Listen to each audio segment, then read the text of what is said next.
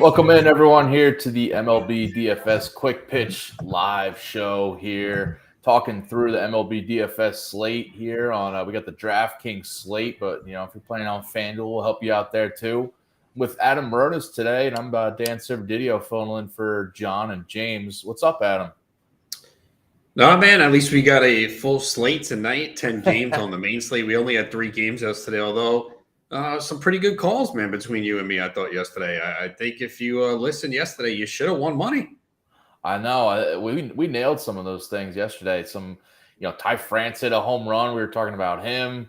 Your cheap Francisco Mejia call went yard. McClanahan did not come through. He left the start early, but I think if you listen to Braxton Garrett had a good outing too.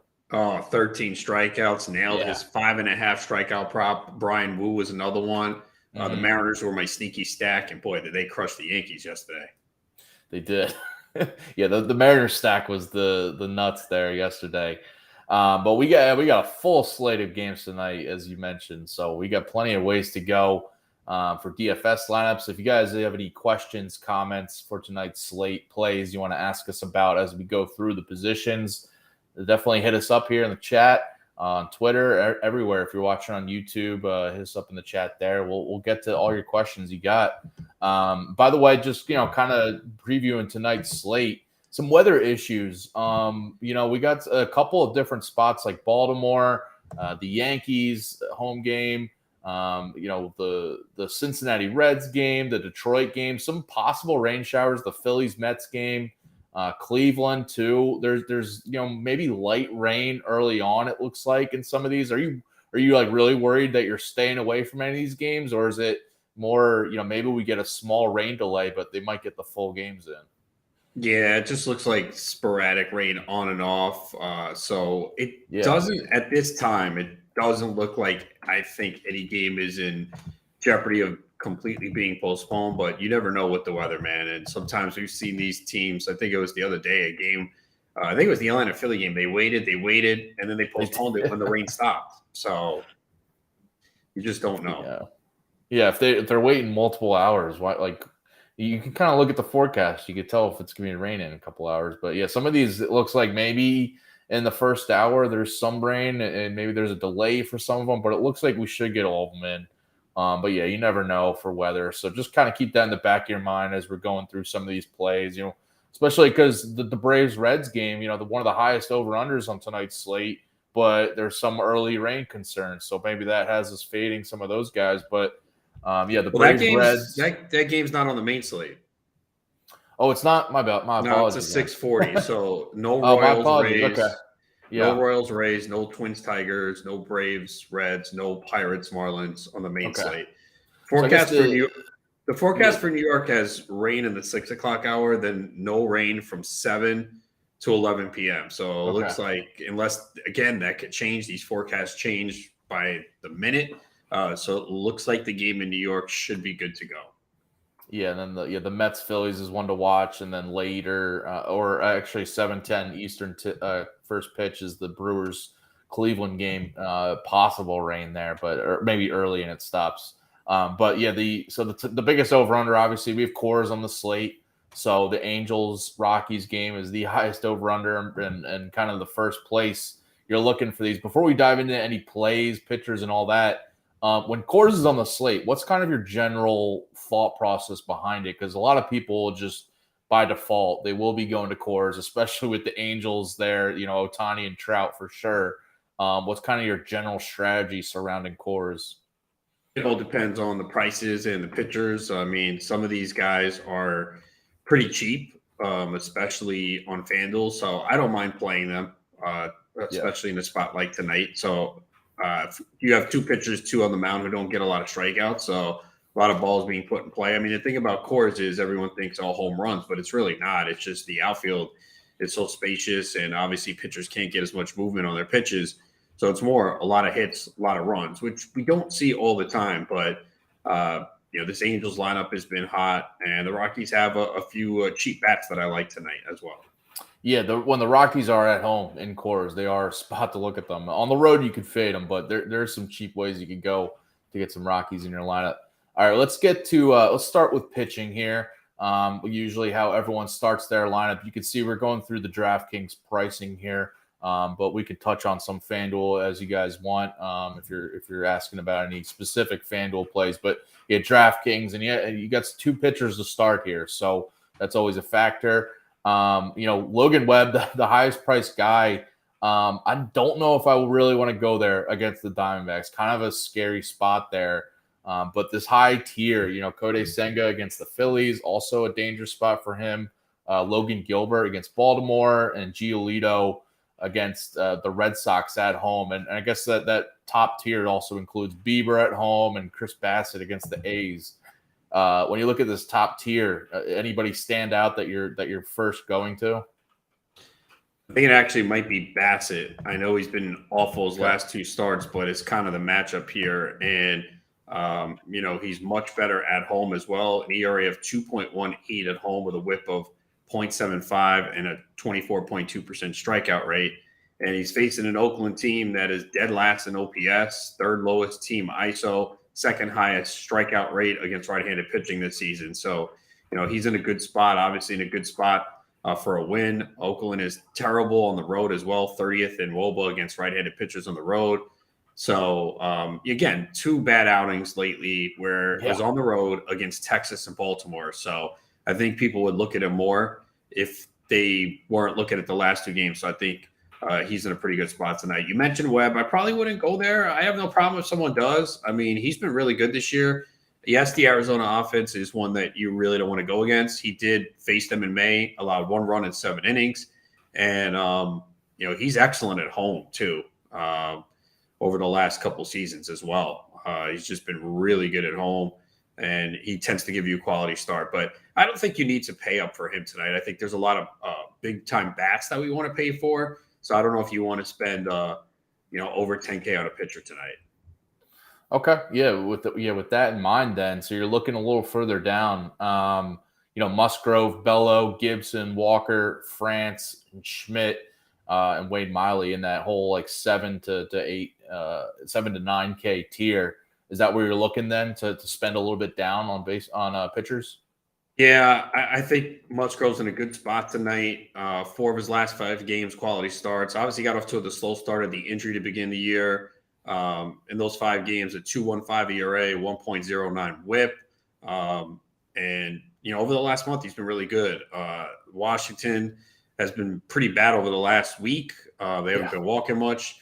They don't really strike out a ton, but still, I think this is a good spot for Musgrove with the way he's been pitching lately. And again, Nationals against right-handed pitching haven't been good. 29th in ISO against right-handed pitching. I like Bayo too, man. He got off to a bad start this year, but he's been great lately. The White Sox have been striking out a lot lately. We know they're not as good against right-handed pitching, and they're not great at home either. Tim Anderson remains out of the lineup as well. So Bayo's in a good spot too. So I really like Bayo too. Okay. I'll tell you, the guy I'm kind of fading and don't really want a piece of, and we didn't even touch on him, was Shane Bieber. His expected ERA and some of his metrics, like his strikeout rate's down, his walk rate is up. He just kind of scares me a little bit. I know he's facing Milwaukee, not the toughest matchup here, but even at home, I don't think I want to pay, 9-4 for him on DraftKings, right? Yeah, no, I can't do it either. His stuff is not the same as it was. I know some of the surface numbers still look decent, but 6 homers and 6 runs and 3 homers last outing. He just doesn't have the same stuff. So I know Milwaukee's not a great lineup, but I don't want to pay up for him. And I think Logan Gilbert's the other guy too. I know his underlying numbers should be better, but we've seen, I think he's single-digit fantasy points in 3 of the last 4. Baltimore, negative in one of them. Baltimore hasn't been great over the last week. Still not a team I really want to go against. It's really the price too, 9,800 on DraftKings. I don't see the need to pay for Gilbert there tonight. Yeah, I agree with that. We got a question here in the chat. Is Sandoval a fade? From Mark Pitts on YouTube. Sandoval a fade. Colorado 30% strikeout rate versus left-handed pitchers in June, but 183 ISO is scary. I mean, yeah, the Sandoval in Coors is obviously a spot of concern. What are you doing with Sandoval? Yeah, no, I'm not pitching him. I don't think you can, man. Again, I know Colorado sometimes this is not the same Colorado offense that we've known from recent seasons, but Sandoval has a 17.3% strikeout rate, 9.3% walk rate. He just hasn't been good, man. I thought he'd be better. I have him in a season-long league. I'm not pitching him here tonight in this spot. He hasn't been able to put it together. That whip is high. And I think this is a tough spot for him. Again, I don't fear the lineup here for them, but they do have some dangerous bats here. I mean, Ezekiel Tovar's back. We'll get to him later. He was on paternity leave. Diaz has been great catcher. Grichuk hit a home run the other day. I know Nolan Jones is a lefty, but he's been phenomenal lately as well. So, yeah, it's not the most potent lineup, but I don't want to. I think Sandoval, even if he doesn't get bombed, I don't see him having a great outing. The strikeouts are not there. Yeah. All right. So how about any of these other cheap pitchers, Sandoval and below that we haven't touched on? Are you going with any cheap pitchers for like your SP2? I don't think so, man. I know Sheehan was very good his last outing. He did not get a lot of swings and misses. So I'm worried about him against the Astros. On the Better Sports Betting Show we just had, I took the Astros money line as a possible pick here because I think the Astros offense could kind of bring Sheehan back down to earth. Yeah. Again, the actual stats were good, but he just didn't get a lot of swings and misses. So I don't think you can risk it there. I know the Yankees lineup hasn't been great, but I don't trust Dane Dunning. He doesn't get a lot of strikeouts. Can't mess with Corbin either. So Davies, no. I guess the cheapest I would go is Miley. I actually am starting him in a big lead. I'm scared about it, but he's actually been pretty good in his appearances this year. And yes, Cleveland's offense has picked it up lately, but they are 29th in WOBA at home this year.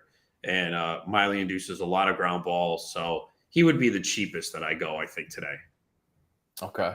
We got another question in the chat here from BZ425. Should I pivot from Angels stack in single entry, or are they too good to pass up? I mean, yeah, being at Coors, obviously they're going to be chalky, going to be popular, and pivoting from them is obviously a strategy you can do if they bomb and then they get, somehow they get shut out here. But what are you doing here? Yeah, I mean, again, single entry, a lot of people are going to use them. So maybe you have a one-off or two instead of stacking them. There's certainly nothing wrong with that because they will be very popular tonight. And you can understand why. And they do have some cheap players too, depending on, what site you are. But I mean, the highest total. And again, I see a lot of contact in this game. They just don't strike guys out. So bad bullpens too. Yeah. So it is a good spot. I mean, it kind of is tough to get away, but you do have to kind of come with some game theory in a single entry. You got to understand a lot of these guys are going to be rostered pretty highly. I could see if you wanted to just do, if you just wanted to do like Ohtani and Trout in your lineup, I could see you doing that and then kind of go elsewhere if you don't want to go like a full Angels stack. I wouldn't mind that, but or take a cheaper one like Hunter Renfroe. He's always good against left-handed pitching. Just make sure he's in the lineup. I think he will be. They've kind of been, they've mixed in Moniak a little bit lately. I mean, Trout's always going to be in there. Ward has kind of broke out of his slump and has been in every day. It's kind of Renfroe and Moniak, but I don't see Moniak starting against the lefty. Yeah, we don't have the Angels lineup yet. Not yet. No, okay. Not yet. Yeah, so we'll definitely monitor that, and that if we get a cheaper like a Moniak or something, that could be a nice one-off. If you also want to go that route, yeah. All right, so then pitchers, who's your top pitcher? Who's your top value on the slate? Bassett is my top guy. Musgrove is my top value. All right, you can fit both of them in pretty nicely then in a lineup. I like that. All right, so then moving on to catcher here. Or what? Who's your biggest fade? I guess we should touch on for pitchers. Logan Gilbert. Okay. Mine would be Webb. I don't want to pay 10-4 for him against the Diamondbacks. Diamondbacks offense is scary for me. So that's the way I would go.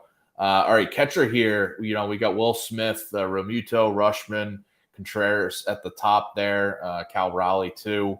You looking at the top end of catcher? Who's your top catcher plays here? Okay, so I like Diaz obviously at home. 2 homers, 7 RBIs in his last 9 games, and he's been great at Coors this year. I also think Gary Sanchez is in play. I know he's cooled off, but then 3 hits and a home run yesterday, and he's been phenomenal against left-handed pitching. 4 homers this year and a 1.043 OPS against lefties going up against Patrick Corbin.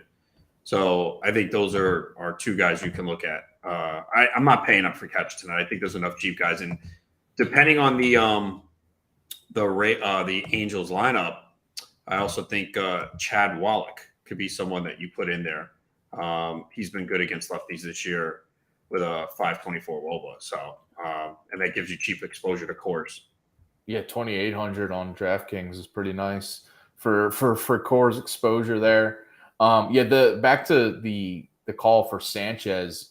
He's a guy I considered picking for his home run prop because Corbin's allowed 11 homers to right-handed pitching. 11 of his 12 homers have come to righties, and a guy that's a lot worse on the road. Some bad numbers against right-handed pitching, and guys like Sanchez, Machado for sure. I mean, any of the righties in the Padres lineup, I can see them going deep here. And I think we'll get to some of these other Padres bats, but like if you go the little Padres stack, obviously against Corbin, it's never a bad strategy. So, Sanchez can be a part of that.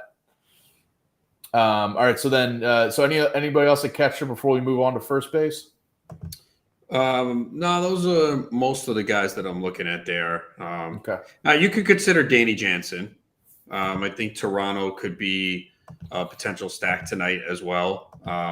Jansen been getting most of the playing time now that Alejandro Kirk's on the IL, going up with James Caprillion. Jansen's been good since he's come off the IL, 3 homers in 6 games. So, and he's pretty good at home, always capable of hitting a home run. Okay. All right, then looking down at first base, Ohtani obviously being first base eligible on DraftKings, you got to put him at the top of your list there. Weird, by the way, how DraftKings is, their points system is like they're not counting some of his performances. I don't understand this. Is it? I think is it when he pitches? Is it his pitching stats? Oh, that's what it is. Yeah, that's dumb then.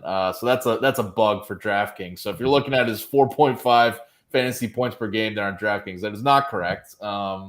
So yeah, that's interesting. But so him, Freeman, Vlad Guerrero, Pete Alonso, Drury for the Angels. A really good top core for a top of first base position here.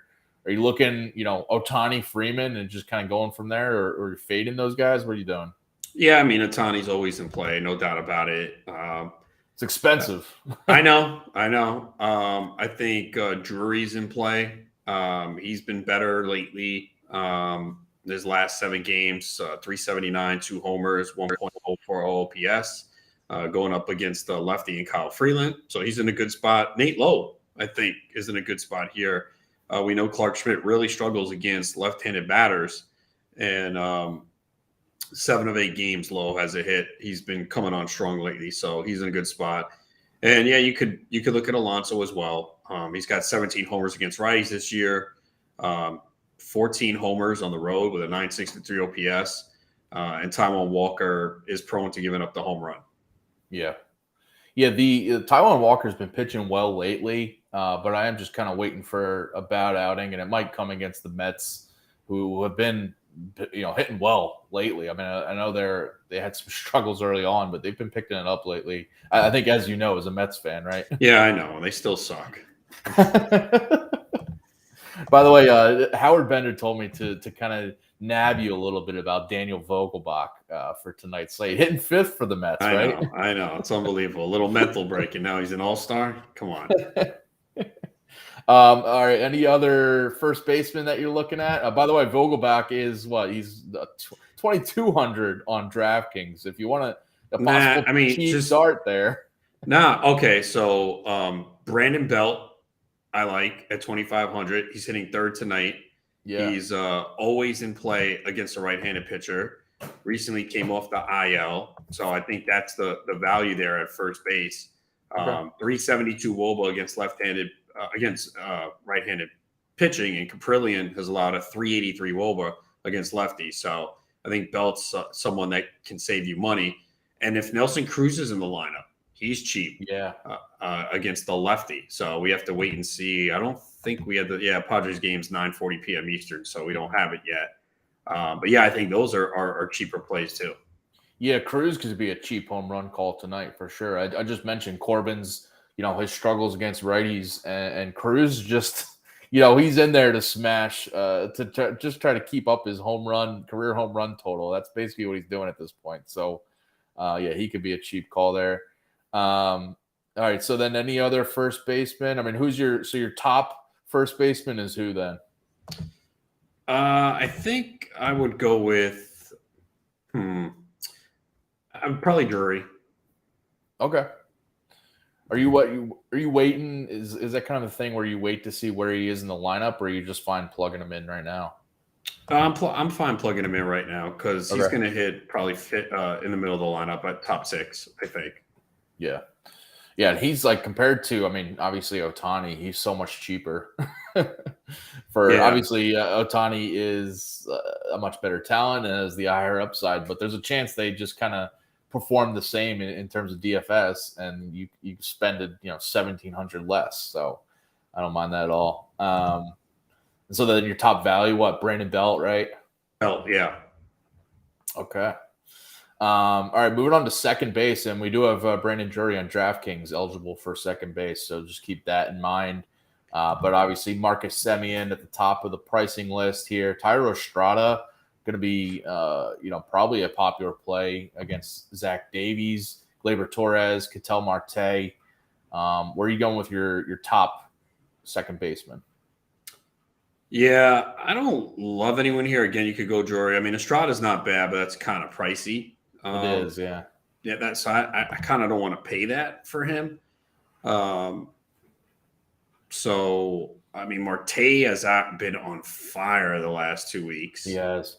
But Logan Webb is a tough matchup. Gleyber Torres is not that bad. I think good matchup for him against Dunning. So I don't really want to spend here. Like second, I probably would come back. Like if I'm not putting anyone for sure in the lineup here. Okay. Like that's a spot that I probably come back to kind of later and see what salary I have. I don't really love anyone up top. Merrifield's not bad. So I think this is a spot you could save. Merrifield's had a base hit 11 of his last 12, and he's pretty good at home as well. So again, I like the matchup against Caprillion. All right, so then maybe you're looking a little further down if you're looking to spend up elsewhere and then come back and plug a guy in. So who's like a cheap guy for us to kind of keep an eye on? I guess Rengifo, if he's in the lineup, again, getting some cheap exposure to the Angels in this spot tonight. So that's why I would look at to see if he's in the lineup. I think he's very good against lefties since last year, 361 WOBA. So that could be a spot to save some money. All right, Rengifo. So any other cheap guys before we move on to third base? Tony Kemp, by the way, hitting leadoff at 2,100.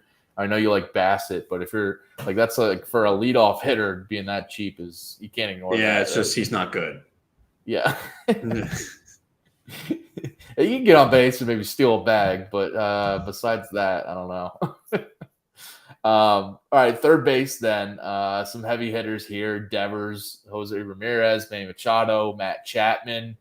I like, at this top tier, I definitely love Machado here. I think He's one of my favorite plays tonight. Yeah. Okay, we're lockstep there because he's been on fire lately. Went deep yesterday. Could probably do it again here against Corbin. Against the lefty. 377 against lefties on the year with a 541 slugging. Corbin has been destroyed by righties this year. 321 average. He's faced Corbin 18 times in his career, 7 for 18 with a home run and a 611 slugging. So, yeah, and Machado started to heat up. So, he's my top third baseman. Yeah, and he might be my favorite play overall in the slate. I mean, even over the Coors guys, Ohtani and Trout. The Padres stack, by the way, if you wanted to get like Machado and we get Cruz in the lineup, not bad right there. Gary Sanchez. Yeah, Gary Sanchez, another cheaper guy. Tatis, obviously, but he's pricey. But you can go Tatis and Soto for sure. Bogarts is like the forgotten guy in the Padres lineup, but he could always have a good game here and there. So, Machado. So who else besides Machado are you looking at this top tier? If you want to fade Machado, for those of us looking for that. I guess up top you can go with Jose Ramirez. His last 14 games, he's been on fire. 410, 5 homers, 15 RBIs. Doesn't strike out a lot. Miley's not a big strikeout pitcher. So I think Ramirez would be the other guy. Okay. How about some cheap third baseman that you're looking for if you're not going Machado? Let's see. Rengifo, once again, if he's in the lineup, he's eligible there as well. See, I don't really love anyone else at the bottom. Yeah, there's not a ton of great value at third base I'm looking at now. He's a little bit more. He's not that low. He's 4,300, but Justin Turner's been on fire the last couple weeks. Yeah. I was thinking Justin Turner, or even like if you wanted to go Jake Berger. I mean, I feel like I don't like him against righties though. Oh, okay. Yeah. Against Bello. I mean, you did mention you like Bello as a possible arm tonight. So, maybe if you're fading. I think third you're spending up. I think it's Machado, Chapman, Ramirez, or Rengifo down low if he's in the lineup. Yeah. And Ryan McMahon against the lefty is not great. So, being in Coors at 4,600 is not bad, but lefty on lefty, not a great spot for him.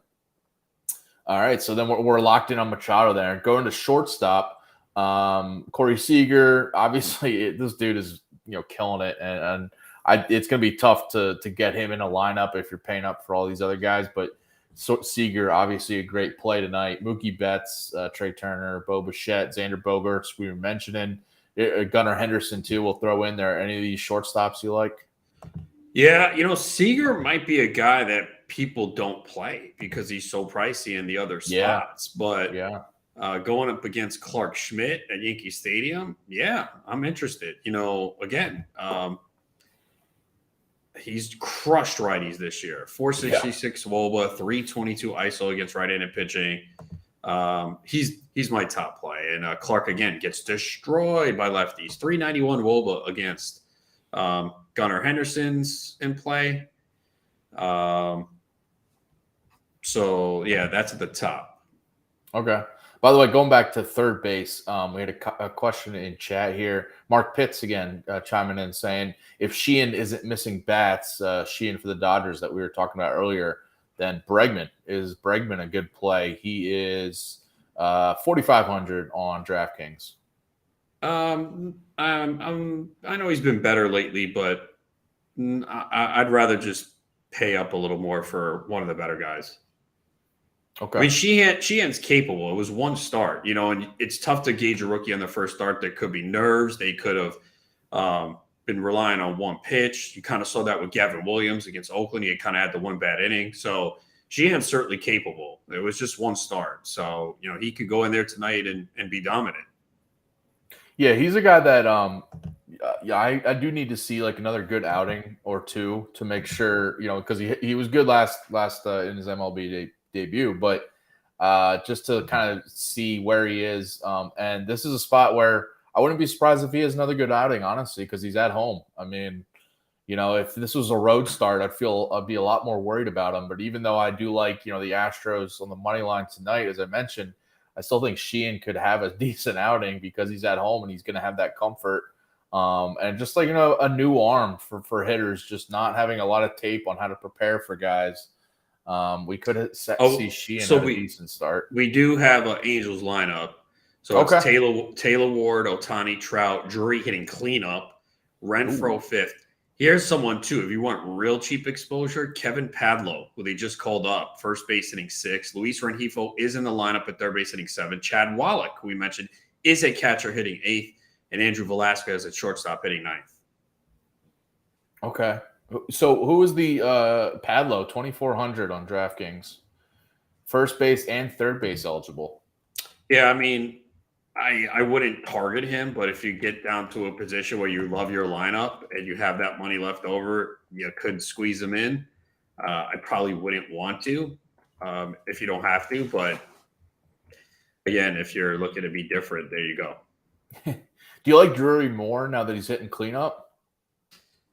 Yeah, it's a good spot to be in, man, with Ohtani and Trout in front of him and Ward, too. So, yeah, he's in a really good spot tonight. Man, we were talking earlier about, BZ 425 asking about fading the Angel stack. And now that you just read off the lineup, it's like if you can get, because Ward is pretty cheap for being in Coors, being a leadoff hitter in Coors, 4,400. I mean, and against the lefty too. And against the lefty, yeah. And yeah, he's outfield. We'll get to all of our outfielders in just a minute here, but yeah, so a good call on just running through that Angels lineup. All right, get back to shortstop. Any cheaper shortstops that we didn't touch on that you like? Yes, Ezekiel Tovar. He is back just from paternity leave, and he's hitting second once again. And right before he left, he was starting to heat up. He got off to an awful start this year. He was sitting at the bottom of the lineup, but his last 6 games batting .333. He has a hit in 11 of his last 12, and he's at home. So I think it's a pretty good spot here for him tonight. So I like him in the 2 spot. Okay. Any other values at short? No, none of these cheap guys really stand out here. Maybe Hamilton.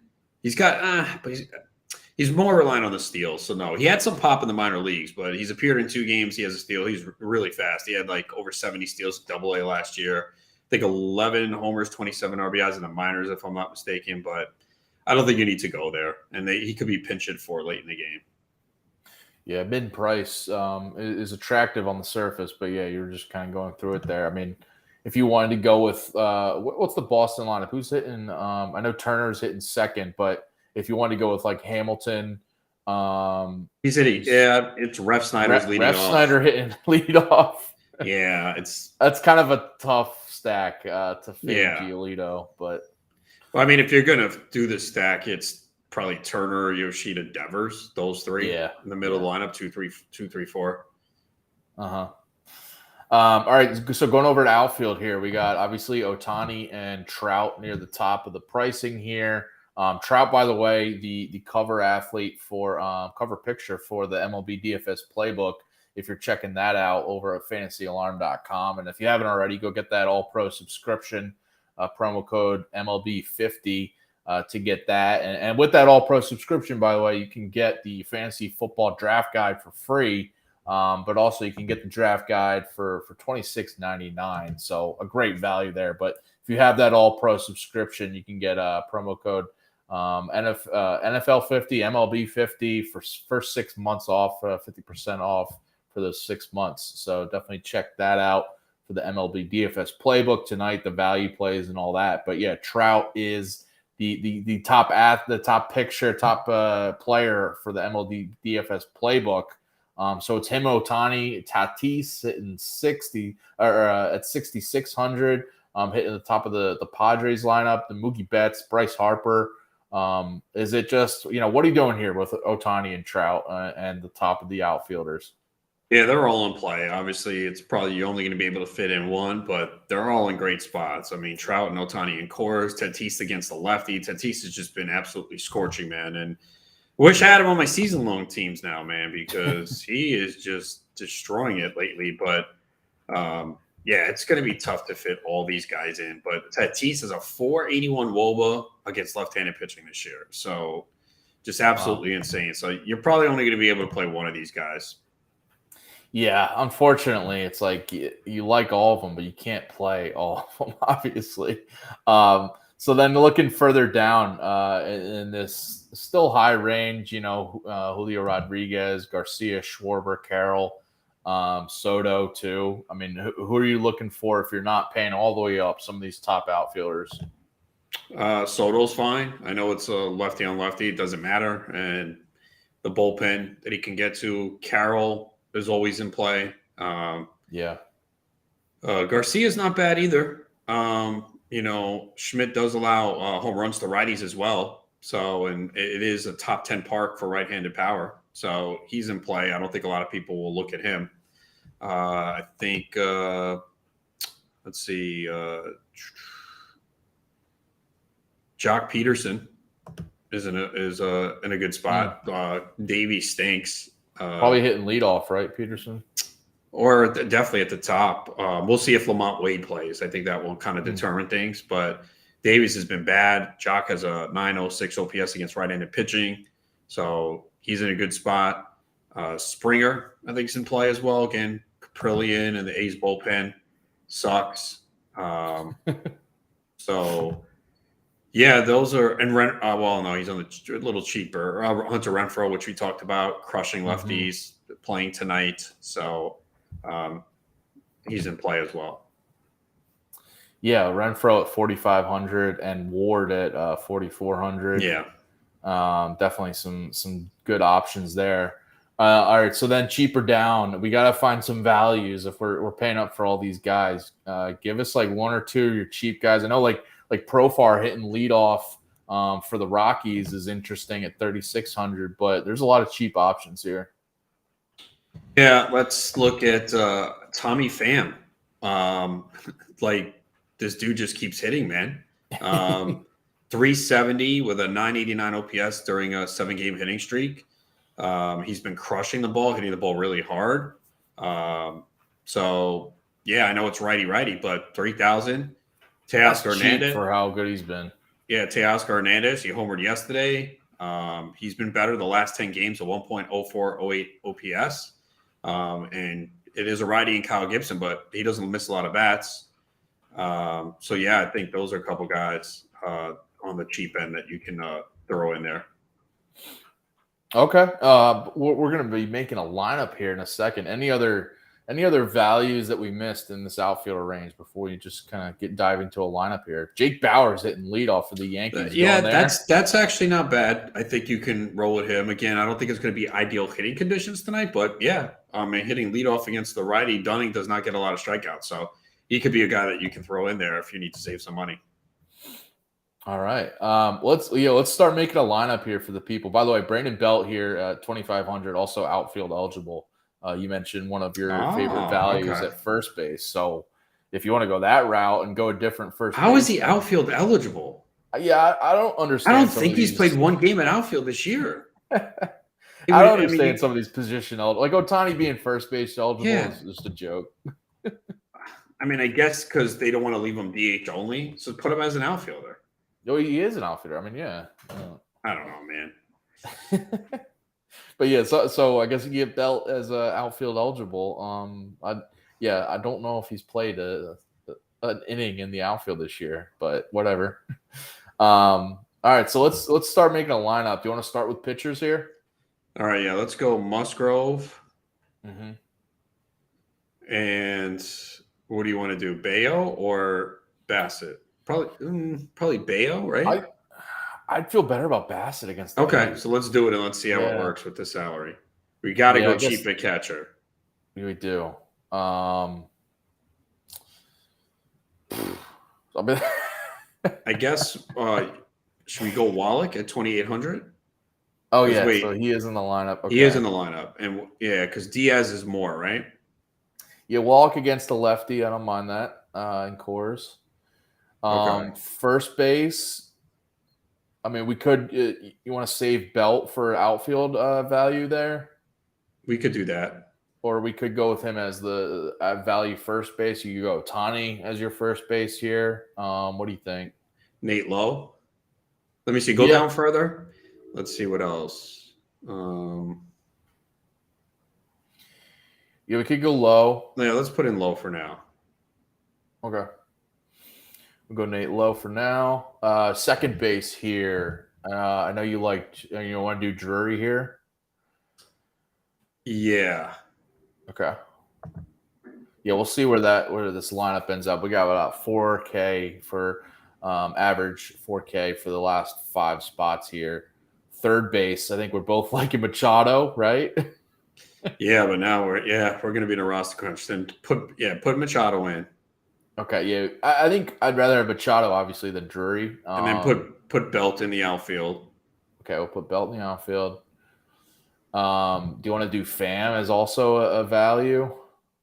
Let's do that. Belt, by the way. What price was Belt? I'm just trying to look. 500.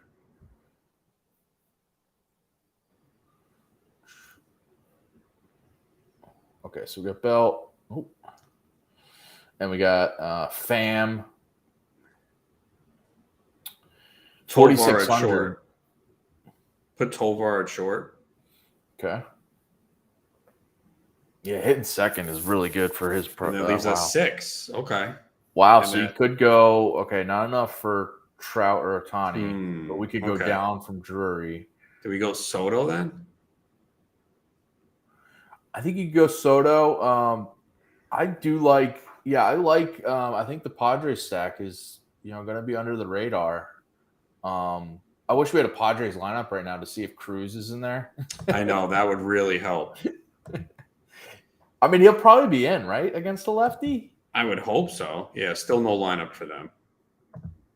What was Cruz? Because I want to see what his price is, and then maybe he's 20. Hold on, it's in the 20s. I have it here somewhere. He is 2,400.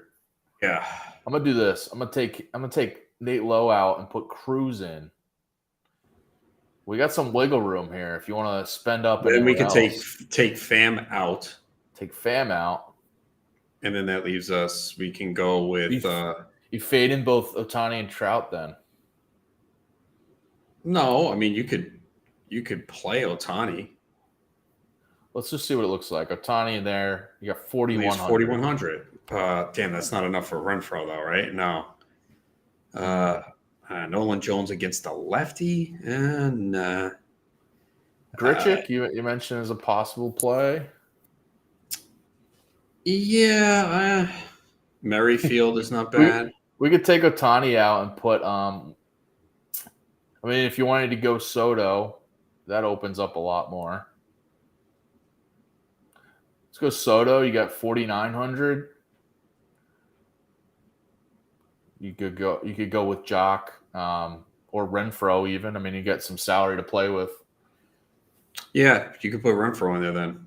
We'll put Renfroe in there, and so you guys can play with that. Fiddle with that. Obviously, we spend up at a couple different positions. This is a lineup without Ohtani or Trout in it. How about that? Yeah, I mean, look, it might be tough to get those guys in tonight. I mean, again, I think there's enough value. You can go cheap at catcher. You can go Belt at first. You can throw in a Pham or anything. Tovar is pretty cheap at 3,200. That's nice. Mm-hmm. So yeah, I mean, there's a couple ways you can do it. You probably have to go 2 cheap outfield spots. Yeah. By the way, we get a couple questions in chat here before we get out of here. First off, is the Yankee game in danger for weather?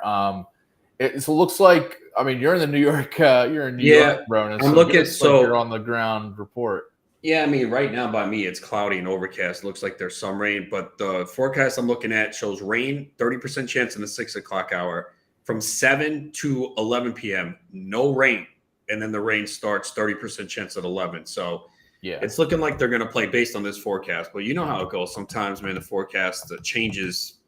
This could change in a half hour because, like, I went outside to walk today. They said it wasn't raining and it was drizzling. So. you know how it is, man. The forecast is never look, again, you have enough games on this slate. if you're that worried, you don't have to play it. There's tons of other options. Exactly. We have. So it looks like the Yankees, maybe there's a slight delay, but I think they'll get the full game in. And then the Phillies-Mets game is maybe the one that's at the most risk. Also, maybe just a little bit of a delay, and then they start the game late because it looks like stuff will be clearing later at night. So, but yeah, I would definitely keep those in the back of your mind as it's a 5:45 Eastern, and some of these games start up at 7. So just kind of over the next hour, monitor that weather report there. And then Michael Rojas on YouTube comment here asking for home run calls. And we'll get to some home run calls here now. Who do you got going yard here? I got a pick in the back of my mind. Manny Machado for me. That's where I was going. He's I got it at plus 425 on DraftKings. Corbin has allowed 11 of his 12 homers to right-handed pitching, and he struggled on the road this year, as we were talking about earlier. Machado's just on, he's hitting well right now, so I like him to go deep. If it's not Machado, then by the way, Howard Bender on our Better Sports Betting Show gave out Austin Riley as a home run call tonight for the Braves. He's not on the main slate though. Oh, he's not. Yeah, I keep forgetting that Braves game is not. So, okay, so we'll just keep that in mind for Austin Riley if you want to bet Austin Riley to go deep tonight. For anybody else on the main slate, any other home run calls you want to throw out there? Hunter Renfroe, yeah. I mean, going to Coors is not a bad idea. I think one of these I'll go another Padre. I think if Nelson Cruz is in the lineup, he'd go deep. It's either him or Gary Sanchez. One of those guys is going deep tonight. So then, all right, let's go through quickly before we get out of here. Your top stack, I think mine is the Padres. Maybe I'm just higher on the Padres, but they're facing Corbin here. I just think they're going to light them up. Well, who's your top stack? Yeah, I guess the Angels. I mean, again, Padres, Angels are going to be top stack. I guess you could look at the Rockies too. Mm-hmm. Because they're cheap. Contrarian stack, does that qualify as a contrarian stack? I don't know if it does because they're home in Coors. I think the Giants are a contrarian stack because when you look at the Giants, you're like, they're going against Davies. They're at home. They've been on fire. So I don't think we have their lineup yet either. They're probably waiting. Yeah, it's a late game, and they're probably seeing if Wade is good to go. He's been out, so Yastrzemski potentially, Peterson, Estrada. So I think they're kind of sneaky. And we talked about them a little bit too. Maybe the Red Sox with Devers, Yoshida, Turner. Uh-huh. Yeah, I don't know if they qualify as contrarian, but the Rangers stack too could be. I was going to say they might be. I think they might be. On tonight's slate, they might be. Yeah, which is kind of crazy. I mean, Seager's crazy expensive. We talk about Lowe, Garcia.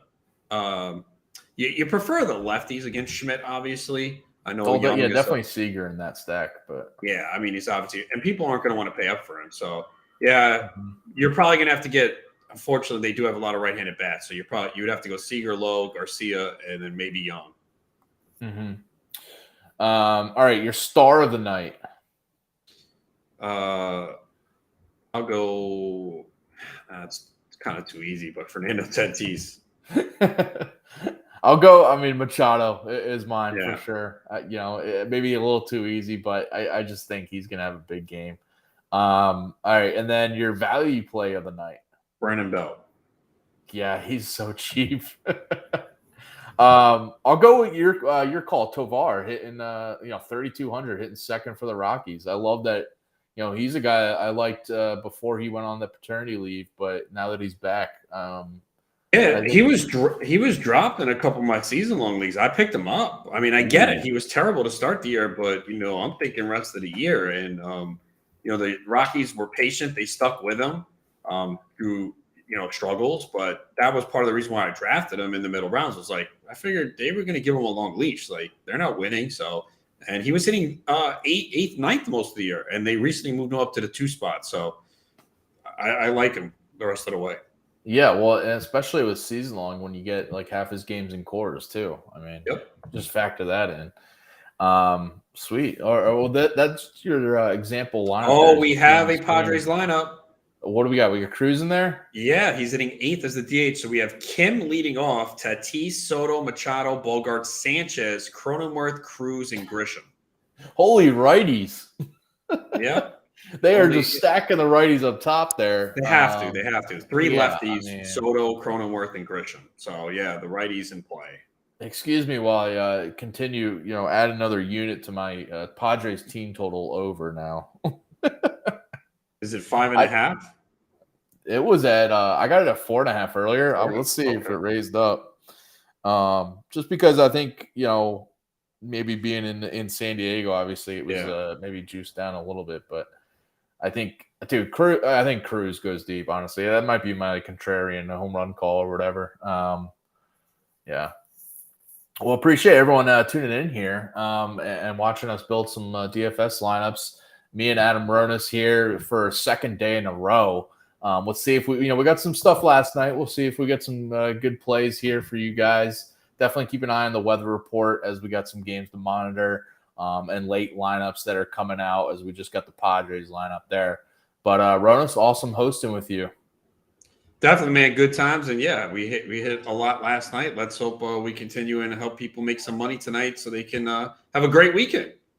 Yeah. And coming up next, we got the Fantasy Alarm Fantasy Baseball podcast here on the Better Sports Network show. And thanks for tuning in, everyone, on the Fantasy Alarm. Thank you to Shot Like Harden for tuning in and everyone else. Good luck with all your DFS lineups tonight. See ya.